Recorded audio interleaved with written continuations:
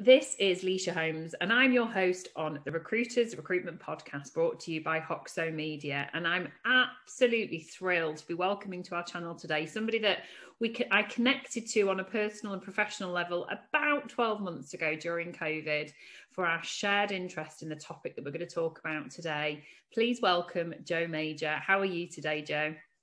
Great, thank you. Thanks for that lovely introduction. You're welcome. I feel we know each other, don't we? But we actually haven't until today. It's crazy.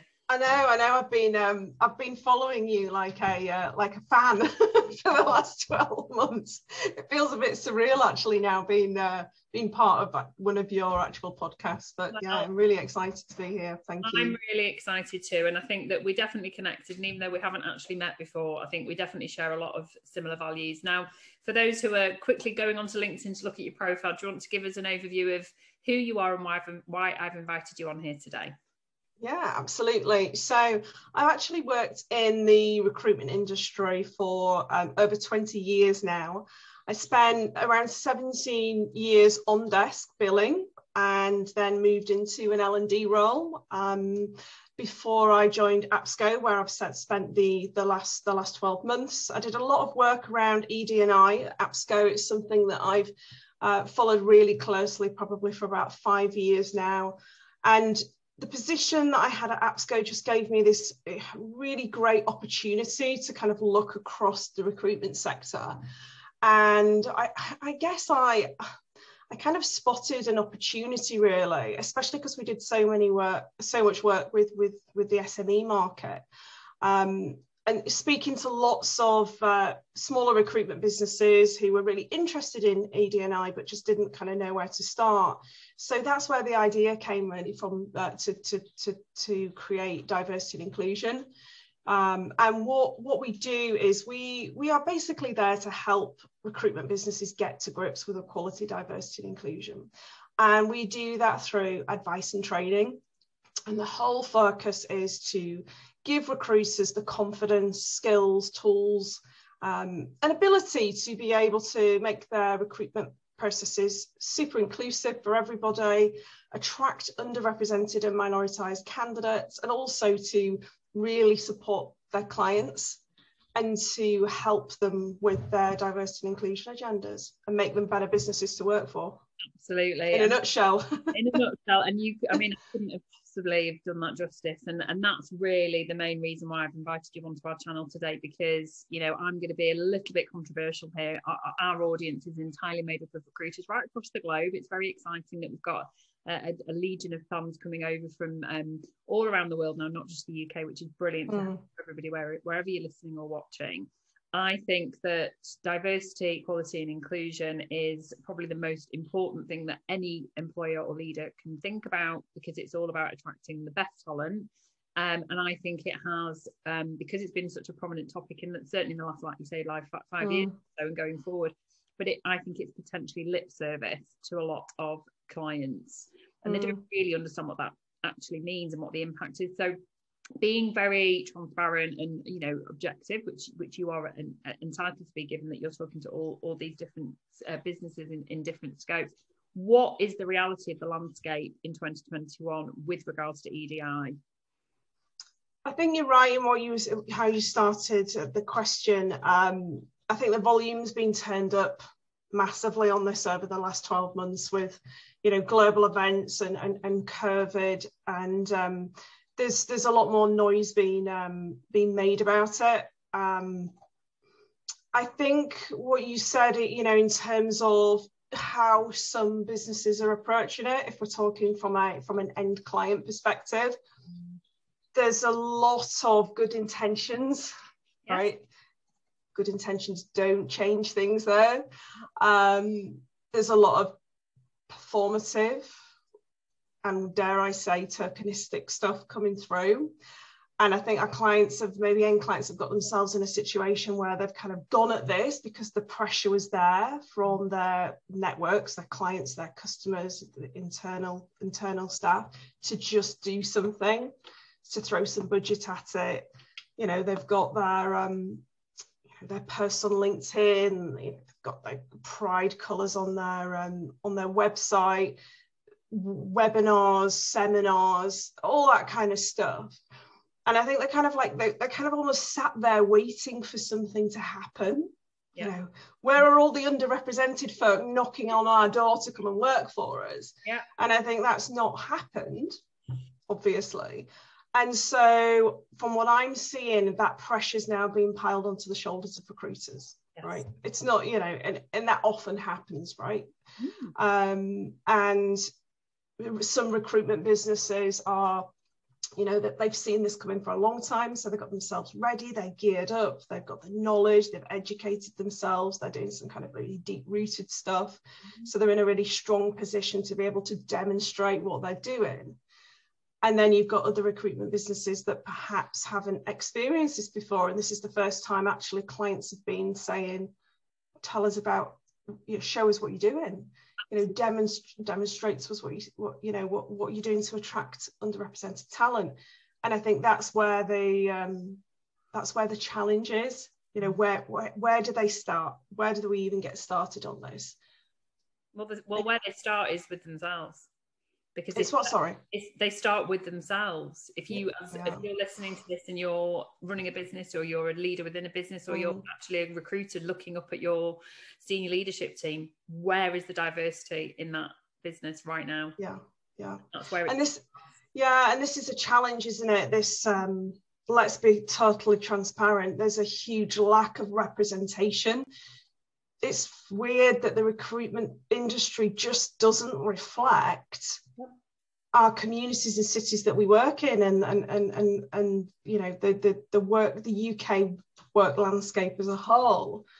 I think that's you know, you could go into the psychology of it, you know, the predictive profiles, people recruiting like mini versions of themselves, you know, they don't want to take risks.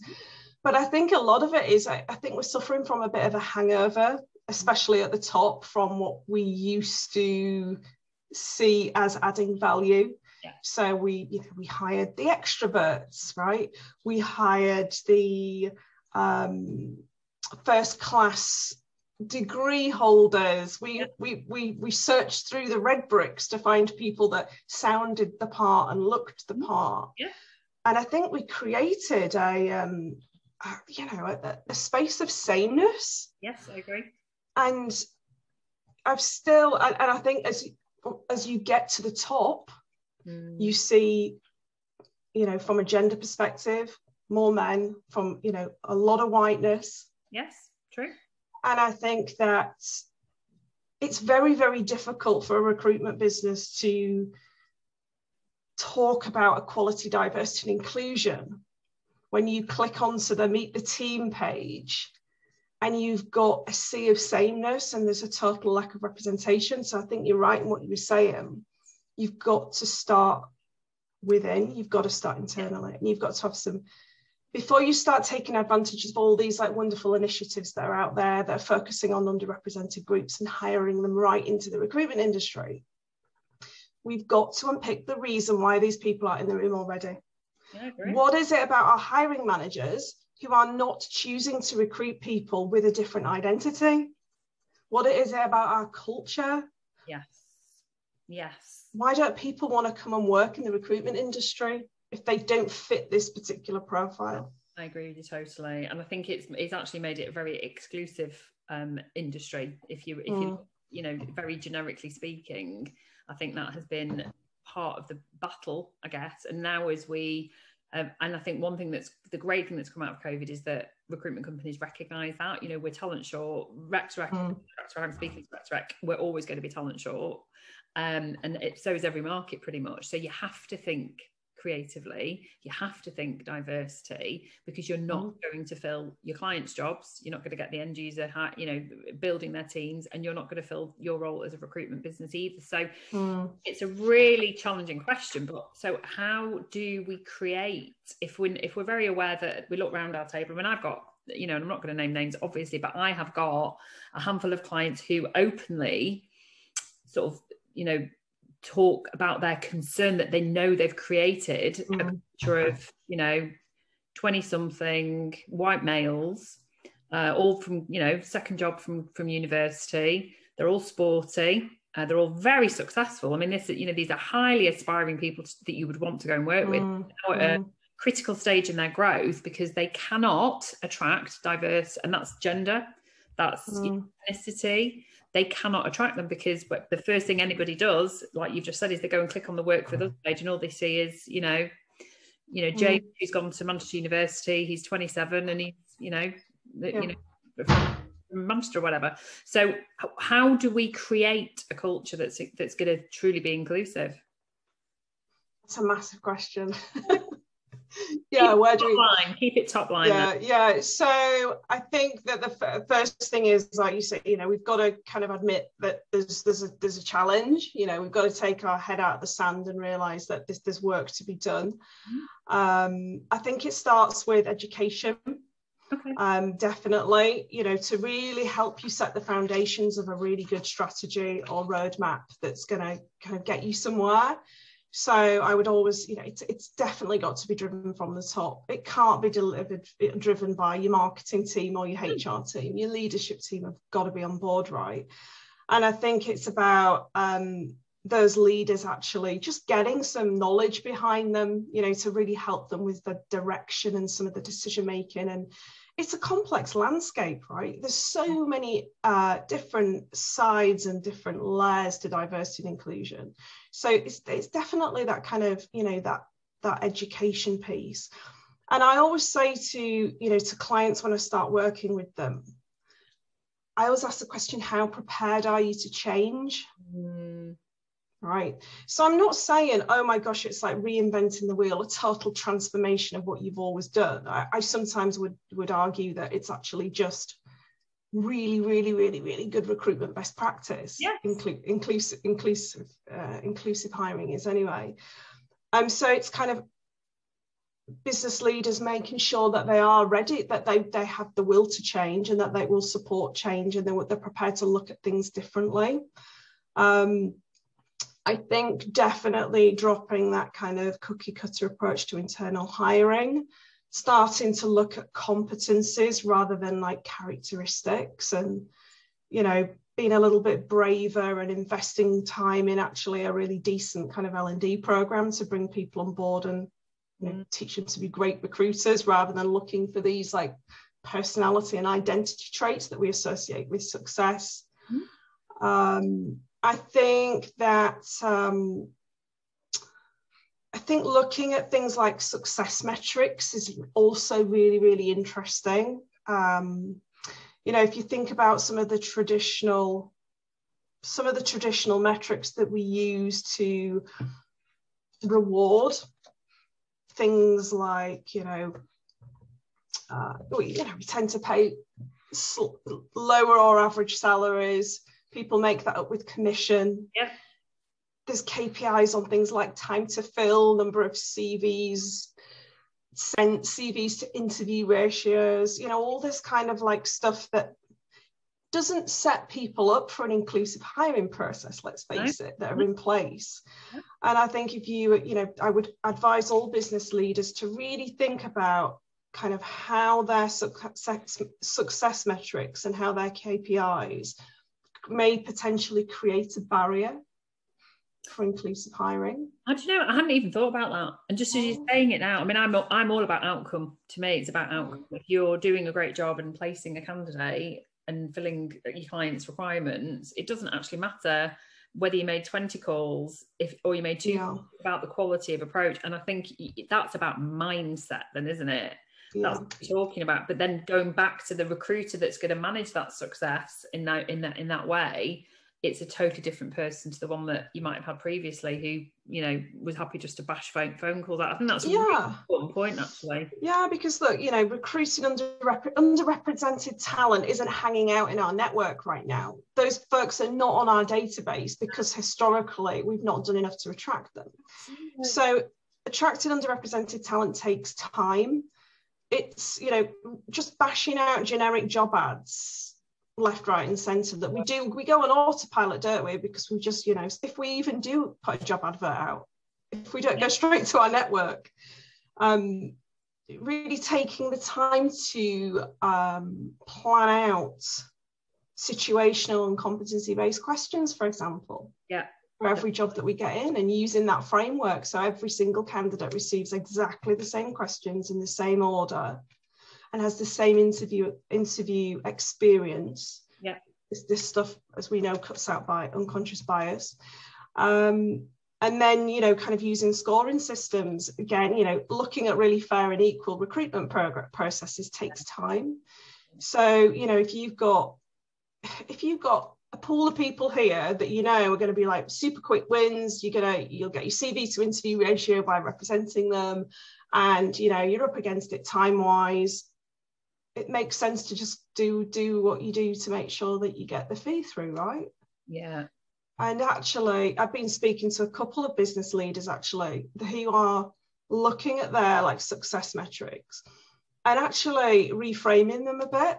And especially if it comes to you working on a role for a particular, you know, for a client who's said, okay, we really need to make sure that we get representation here. So that the kind of, it is the priority is underrepresented and minoritized talent, for you to then, you know, to not be under the same pressure. Yes. To just immediately go out to your network. But some business leaders are doing some really, really cool stuff actually. You know, from an education perspective, actually putting it on the recruiters, you know, every week they've got to go and read something, an article, and then they've got to talk to the team about it. You know, so they're learning, the team are learning from each other, and it's part of like what they do. It's part of the fabric of them as their And actually sharing testimony of where you have placed somebody who's underrepresented, you know, having, whether it's through some kind of PR or marketing campaign, but actually being able to share his testimony, that's how you'll start to attract those hidden pools of talent. Absolutely. I think you've got to be, you know, you've got to be, I agree with that. But again, I say, you know, you've got to, if you're in it for the right reasons, that, you know, and being able to showcase that work. Yeah. But I would maybe think about it from a different, the angle of, you know, talking around the journey of attracting underrepresented talent and what you did differently. And this is what I recommend. This is my kind of thoughts on the process. You know, I think you've always got to be really aware that there's this fine line between educating people, talking about stuff, and then using stuff for PR and promotion, and going down that performative route. And I think it depends what you. It'd be very counterproductive, because all that people will see right through that, and that's what. And the people that see right through that are your candidates, absolutely. You know, and potential clients as well, which you really don't want. And I think that's why I wanted to bring that point up, because I think that's what I've witnessed. I've asked the question for a very long time around, you know, gender diversity, around, you know, attracting people with disabilities, for example, those with neurodiversity. I'm an older candidate, you know, if I was on the market, I'm 47. And for years I've been pushing back when people have said, you know, we want someone in their 20s. Well, why? Why is that important to you? It's about behaviour. So I think it's very important that we take out the bullshit of what it could be, which is not a marketing exercise. And that's why I really wanted to invite you on today, because I think it's about making it such an intrinsic part of how recruiters hire for their client, but also how they hire for themselves. You know what it's like? Look, if you're a bloody good recruiter, right, you don't need to ask people to talk about how great you are, right? And if you're working with somebody who's just had 6 months out, a year out, because they've been unwell, or they've been affected by mental health, or they're a returning mum coming back to work, and they feel that out of everybody, it was you who believed in them, and that you didn't see that as a barrier, and that your recruitment process were completely inclusive, and you felt proud of your identity, you didn't have to cover anything, you could be who you are, and you knew all along that would not affect the outcome of your job application, you're going to make some noise about that naturally, aren't you? All good recruiters have got brilliant testimonials. They don't even have to ask for them, do they? Yeah, no, it's absolutely true. And I think that what you've just said there highlights where I think we're going back to culture.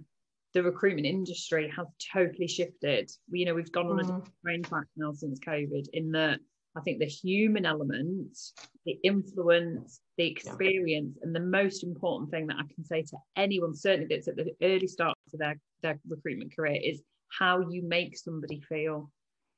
And no computer, no technology, no job portal will ever replace how someone has made you feel. Oh, I love I've got the goose pimples. I love that saying. I somebody that I follow a lot. I am an amazing ED&I expert called Joanne Lockwood. Oh yeah, Joanne. I met her at Inspire event. She's amazing.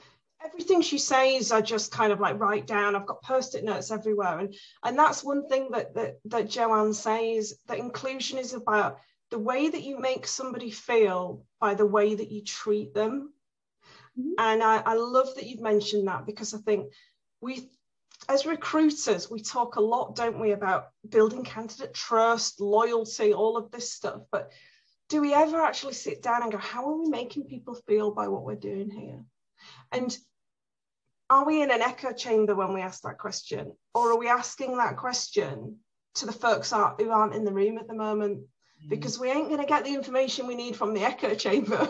No, it's very true. It's really true. And it's a real stark sort of stop when someone says to you, how have you made that person feel? And interestingly, it was actually my eldest daughter that challenged me on that last year. When we were talking about something around diversity and inclusion, I think it's when Ed from Inclusion Crowd first reached out to me back end of last year, and we were talking about just diversity and inclusion generally. You know, she's of a generation, she's definitely not going to be a future recruiter, guys. She wants to be a tattoo artist, but she is of the generation that you're going to need to attract. These are the sorts of things that are really important to the emerging talent pool. They want to have it as it's got to be non-rhetoric. How do you make people feel? Those who do look different, those who, have got facial tattoos, those who, have got physical or mental disability, those who have gone through transgender surgery, how are you making that person feel? Because actually that is why someone will trust you. It's not because you've got the best brand or because you've got a great recruitment process. That's all going to be talk. I think what you said there is really key, actually. The generation piece is it's critical to get your head around. And we look at who's got positions of power at the moment. What generation do they belong to, right?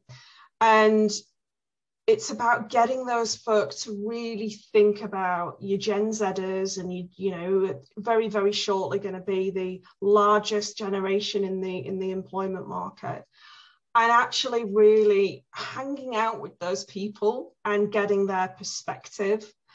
And I think that there is, if we don't understand what motivates Gen Z, we will struggle to recruit, but we'll almost definitely struggle to retain. Right? And we know that it's one of the biggest challenges in recruitment, isn't it? Retention on a good day, let alone with the with Gen Z. And there's a lot of research out there on Gen Zs and the motivation. I would encourage anybody who's interested in this stuff or not to read it, because interestingly, because Gen Zers have been through COVID and seen the catastrophic effects on employment and stability and finance, it's estimated that they'll actually stay in roles up to 4.5 years, which in comparison to millennials, which is 2.5 years, If you nail this, if you get them on board, if you provide them with an environment that's inclusive and is focused on culture, and you'll retain them. And automatically you've not got your rehiring costs, and then you've got the building relationships with clients and candidates, and we know the benefits, right, of retaining them. It's the effect, because when you retain people, you then attract more people that want to be retained by a business like you, and it's self-generating. Absolutely. But these folk are not motivated by the stuff that motivates the baby boomers, the millennials, and what's the one in between it? The Gen Xers. I think I'm a Gen X. I'm a Gen X as well, I think, just about. Yeah, but we've had loads of influence from the boomers though, haven't we? So there's no question. I've been more influenced by my daughters than I have by any other.